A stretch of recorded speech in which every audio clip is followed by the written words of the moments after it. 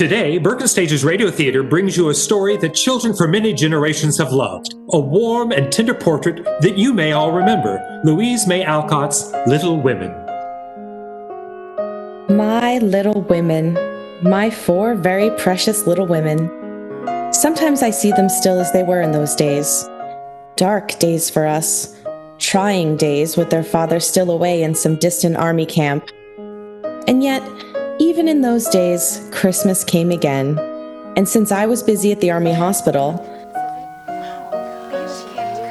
my little women decorated the tree for themselves.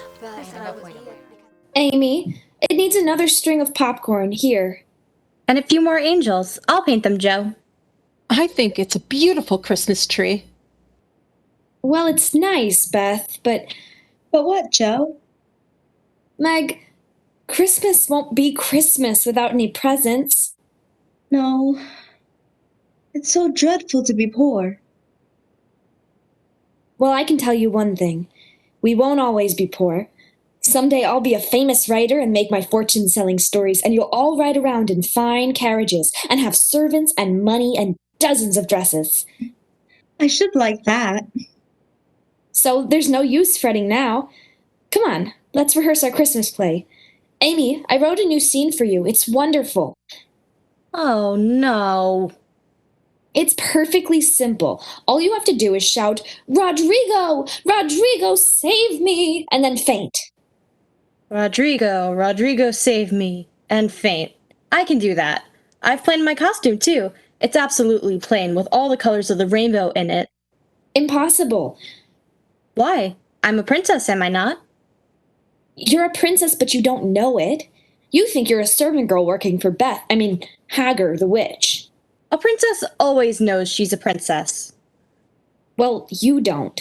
Look, Beth has just left the stage with her kettle full of simmering toads. You're locked in the tower, and suddenly I enter. I'm Hugo, the villain. And you cry out in horror, "Rodrigo, Rodrigo, save me!" and then faint. Then Rodrigo, that's Meg, enters. Meg? Rodrigo? I thought Meg was playing Don Pedro, my father. She is, but you don't know it. Does Meg know it? Of course I do. Then I want to know too. Why shouldn't I? Because if you know who you are, the play is over. Well, it's too long anyway. Amy, please. After all, it's my play, and... And what? Look! You can see him through the window. Who? That boy next door. He's watching us again. Where? Let me see. I want to see him. I certainly would like to know him. I'd like to know a boy for a change. Joe, that's brazen. They say in the village he's a very wild sort. He ran away from school and they couldn't trace him anywhere. And finally they found him in an army hospital. Wounded. How perfectly splendid! I would like to do that. A fine soldier you'd make. And now he's staying with his grandfather, Mr. Lawrence. And while he's recovering, he has a tutor. I wonder how I can get to know him. Oh, perhaps our cat might get lost and he might bring it back, and we might get to talking. I don't think that's very romantic. No one said anything about romance. Yoo-hoo! Hello? Joe, you're disgracing us. What'll he think? He'll think I'm awful. But he did wave back.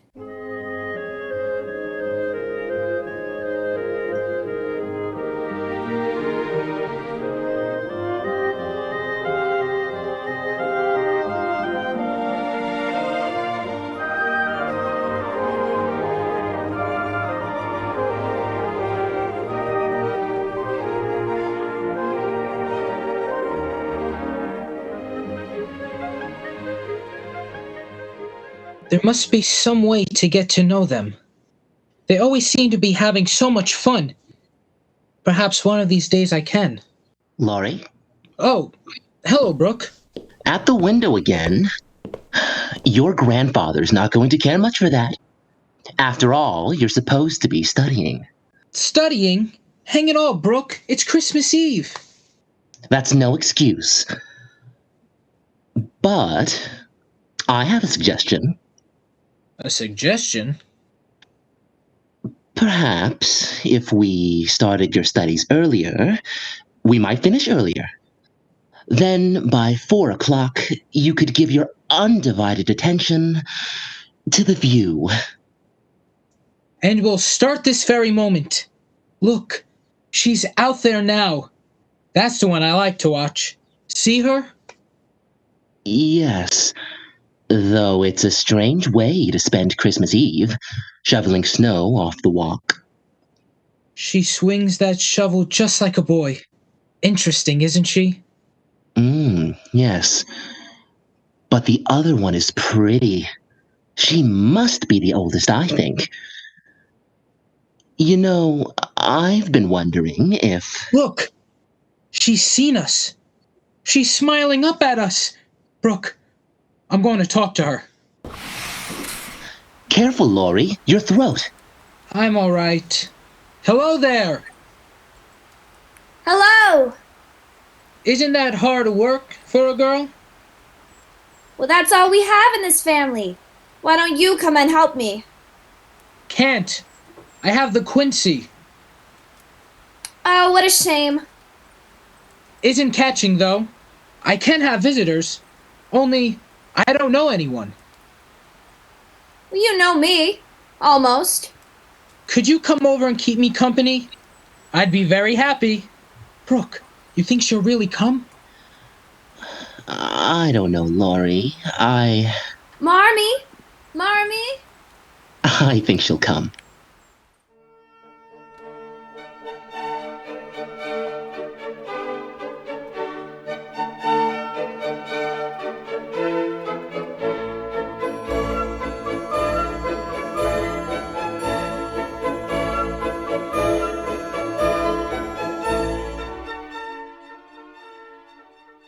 I'm so glad you were able to come and visit. Let me take your coat. Thank you. Well, I've come to entertain you. I'll read aloud and you can listen. I do love to read aloud. I'd rather just talk, if you don't mind. Oh, no, I love to talk too. If you'll come in here, this is the drawing room. Christopher Columbus! What richness! Why, this is a palace. It's marvelous, so roomy and so full of things. I call this splendor, I really do. It's just a room. Will you have some tea? Of course. Sugar? How many lumps? 1, please. 2. 3. 3 it is. Thank you. Well, Mr. Lawrence, now do tell me all about yourself. Of course, I know all about your school and the army, in fact, everything. But before that, what? Well, I used to live in Europe with my parents, and... Europe? I'm going to Europe, you know. Really? When? Oh, I don't know exactly. You see, my Aunt March, I just started to work for her as a companion, and what a fidgety, nervous soul she is, too. Well, anyway, my aunt has rheumatism, and the doctors thought baths might... Cookies? Oh, thank you. Oh, not that she hasn't got a bath. She has a very nice one. Did you take any baths while you were there? Baths? I mean, for your rheumatism. I haven't got rheumatism. Oh, neither have I. But you see, I figured baths wouldn't do me any harm. I mean, that is to say, while I was...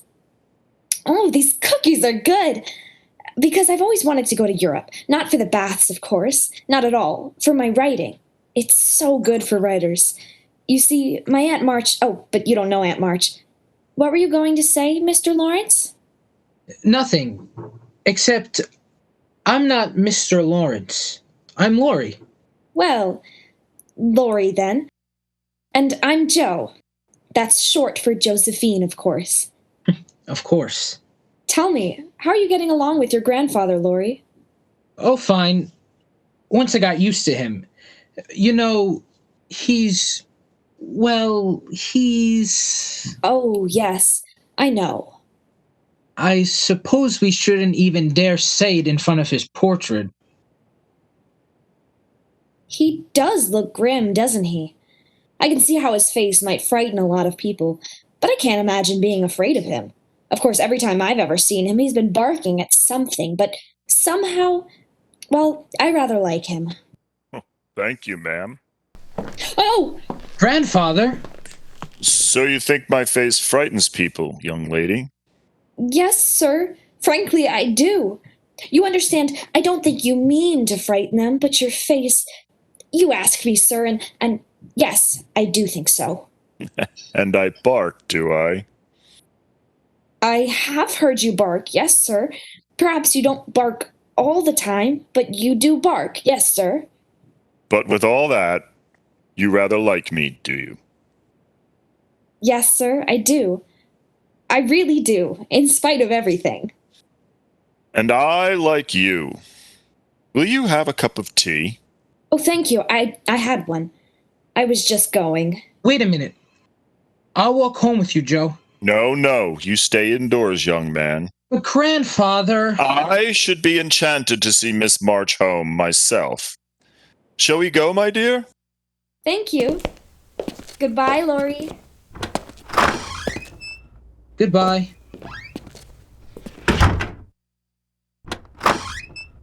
Laurie? Did she come, Laurie? What happened? You won't believe it, Brooke. A miracle.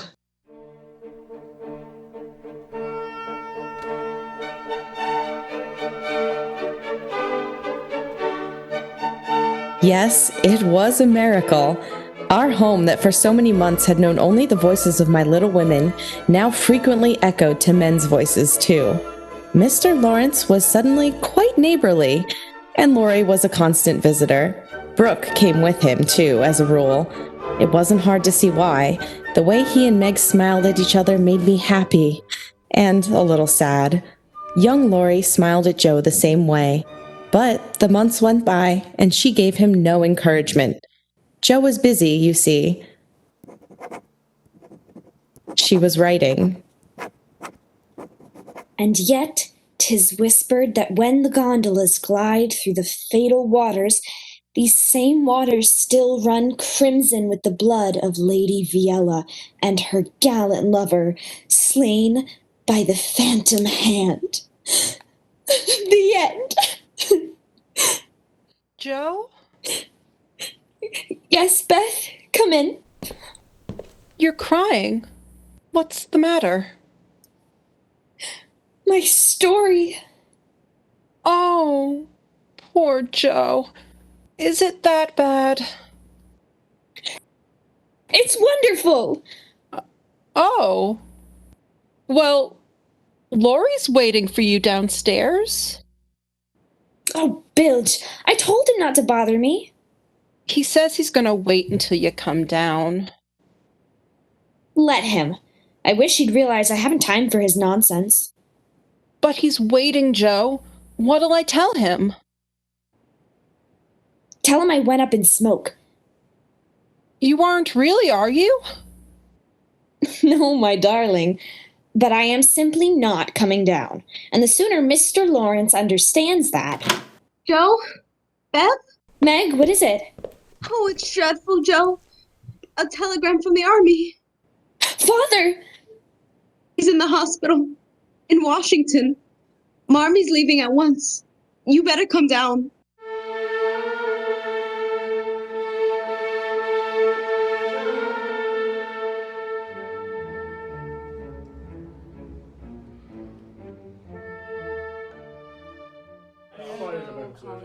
There. I think I'm all packed now. Mr. Brooke, if you'll carry the suitcases out. I'll be glad to, Mrs. March. I'll help you, Brooke. I do wish Joe would come back. She's been gone since... That must be Joe. She always slams the door. Joe? Is that you? We're here in the... Nonsense. Can't you see it's not Joe? Aunt March. Well, where's that bad-tempered daughter of yours? I thought she was with you. Well, she isn't.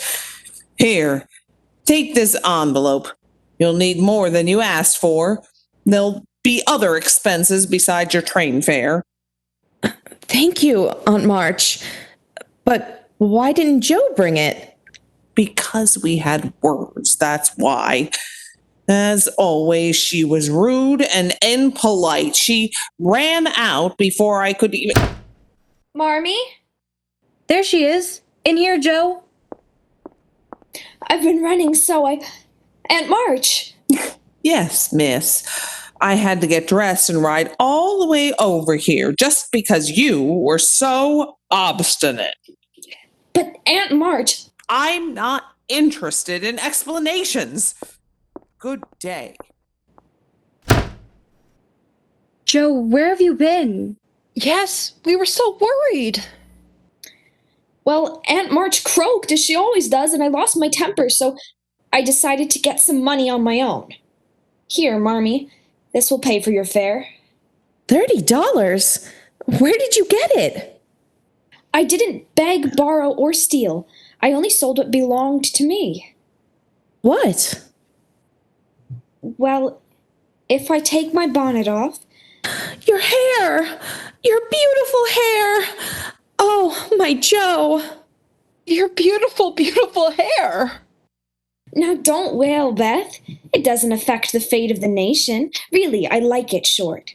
Christopher Columbus, you look like a porcupine. Really? I feel deliciously light and cool. But, Joe. Lori, dear, her hair will grow back, and it'll be as lovely as ever. But Lori, she'll never be more beautiful than she is now. Mrs. March, you'd better come along.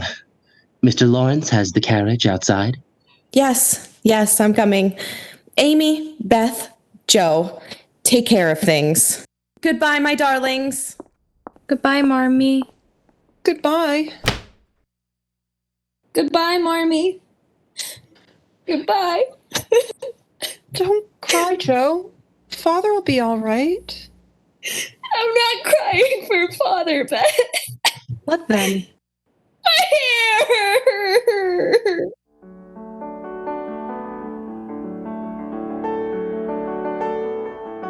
Dear, gallant Joe, the bravest of my little women, the one who loved us most.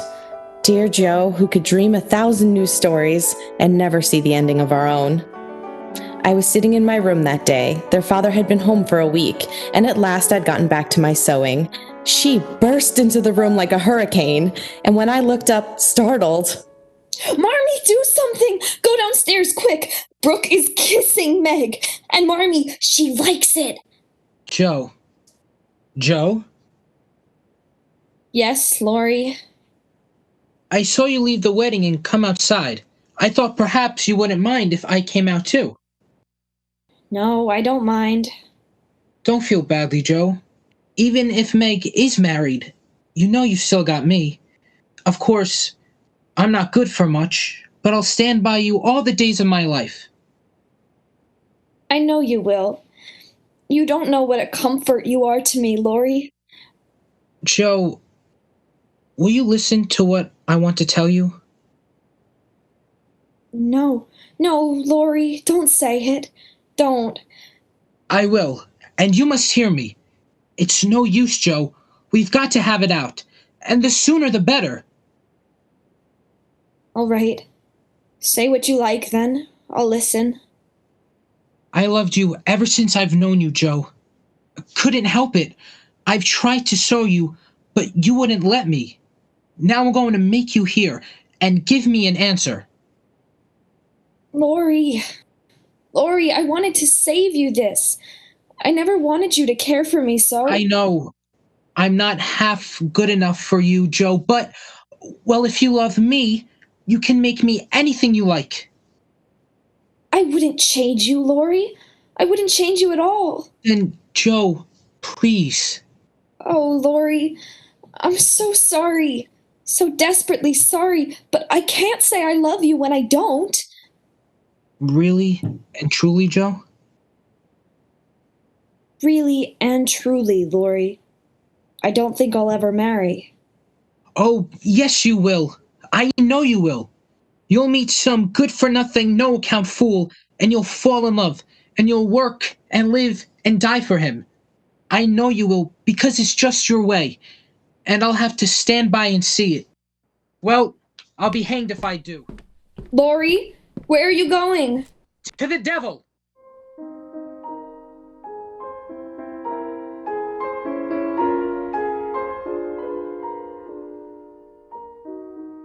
Laurie didn't go to the devil. He went to Europe instead. And when Aunt March went over the following month, my Jo was faced with her first great problem: whether to go to Europe with Aunt March or to go to New York as I had promised her, to live and work and write in her spare time. She chose New York. Yes? Oh, I'm sorry. I dropped my book.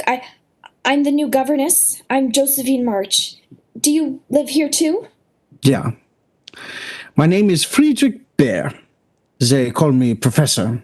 I too teach. How splendid. But of course, that isn't all I do. I'm really a writer, a professional one. So? Oh, yes. But I do wish you hadn't stopped playing. It was so beautiful. What is it? It is a song, really. The words are by Goethe. Nur wer der Sensu kennt. Do you understand German? No, I don't. Then I will try to say them for you in English. Let me see now.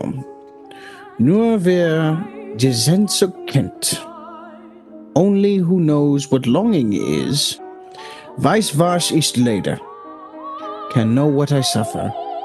Allein, alone, and parted far from the joy and gladness.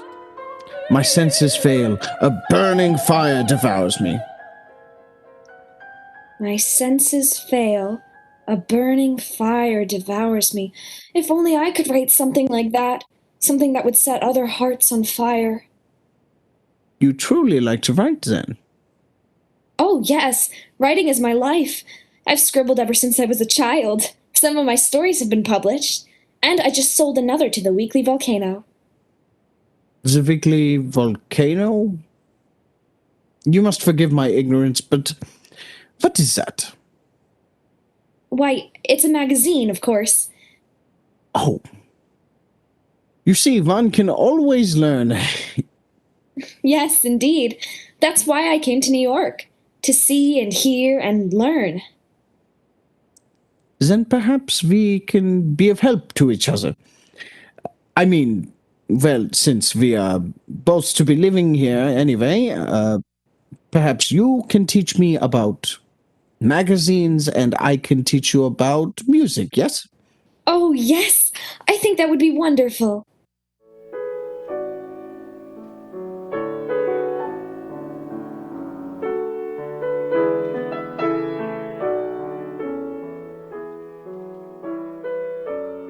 And, Marmee, you have no idea of how exciting these months have been. Of course, Amy is learning a good deal in Europe, but I doubt if she's had such a teacher as I have. Professor Bear continues to be ever so kind. One week he takes me to the theater, another to the opera, and it's all so wonderful. Sometimes I feel I've known him all my life when it really hasn't been quite a year. Of course, that's because we talk so much. At least I talk. I'm sure by now he knows every one of you through me. Meg and Amy and Beth, and you and Father, and even Laurie. Only, he's always so quiet when I talk of Laurie. But I'm running out of things to tell him, so you had better send me some news. Your letter says that Beth isn't well. I'm sure it will prove nothing serious. Be sure to keep me informed about her. Write me often. I miss you so much. With all I have here, I miss you dreadfully. Miss Josephine? Yes, Professor Bear? May I come in? I want to talk to you. I read your latest story in the volcano, as I promised. Did you like it? Miss Josephine, I must be honest with you.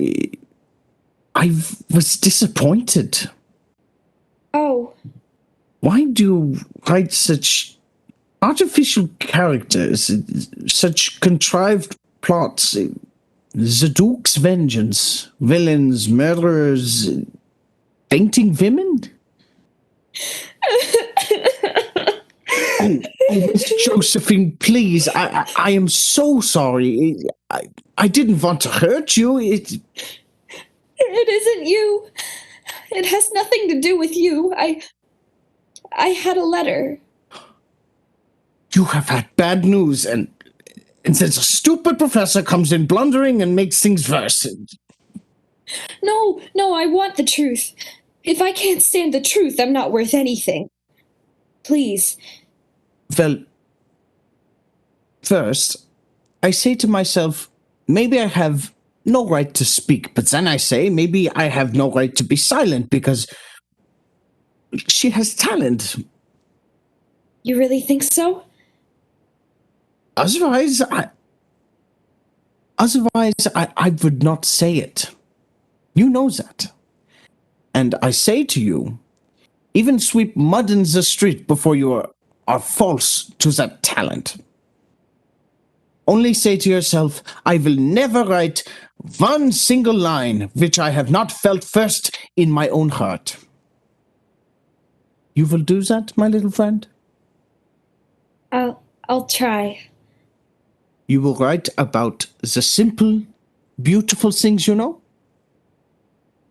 The things I know. The things I've seen all my life. I'm going home.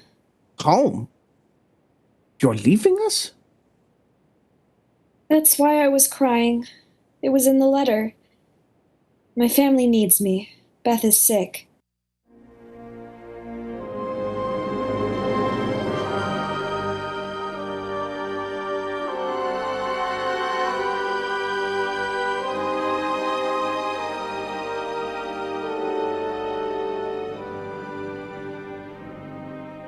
Beth was very sick. We lost her the week after Joe came home. Those were sad, dark months for me. My heart was heavy for the one who had gone, and heavier still for the one who remained. My Joe was so changed, so quiet now.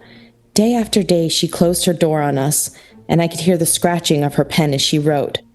It was as though she lived only for her work, nothing else. Even when I told her the news from Europe. Oh, but Marmee, that's wonderful. Laurie and Amy, why, they were meant for each other. Really, I couldn't be happier. And a few months from now, when they come back as man and wife? Joe, are you sure? Of course I'm sure. Oh, I know what you're thinking. But you're wrong, Marmee. All that matters now is my writing. In fact, I'm off to the post office this very moment. The post office? To mail my novel. It's finished. I'm sending it off. You can read it when it comes back. Maybe it won't come back. Maybe they'll publish it, Joe. Oh, I'm not sending it to a publisher. I'm sending it to Professor Bear. Professor Bear? Why? Because I promised him.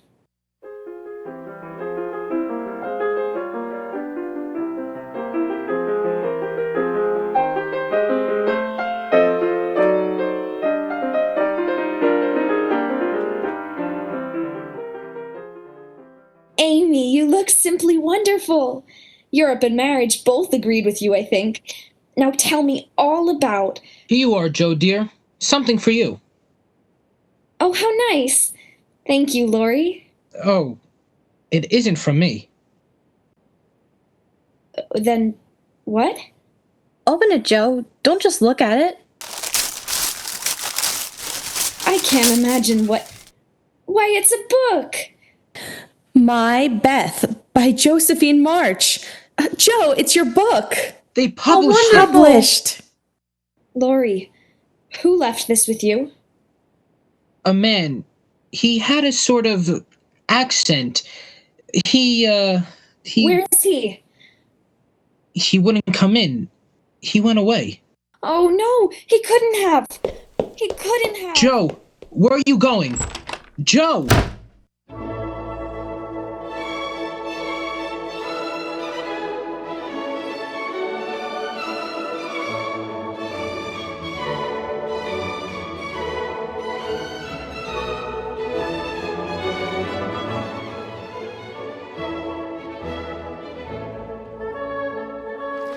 Bear? Professor Bear, wait! I don't understand. You were going away without even seeing me? I didn't want to intrude. You have guests. Just my family, and they want to meet you. No, please. I think. You see, we're having a sort of party. My sister Amy just got back from Europe. She's married to that boy I told you about, and... To that Laurie? Yes, that's the one. So you see... But I always thought that you and he would... You couldn't have. I told you. Yes, you told me. It's the first time we've all been together in ages, so you must come in and... Please, just a minute before. That is, I have something to say to you. I mean, would you... Oh, I have no right to think you will, but dare I hope that you and I know I should not ask you. You are so young and lovely. You're so alive, and I have so little to give you. Nothing but my heart, which is so full, and these empty hands. They won't be empty if I put my hands in them. Josephine.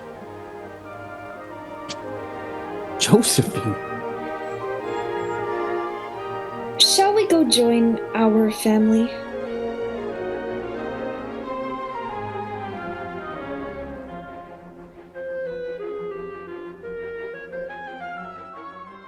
Thank you for joining us today for the Bergen Stage's radio theater performance of Louise May Alcott's Little Women.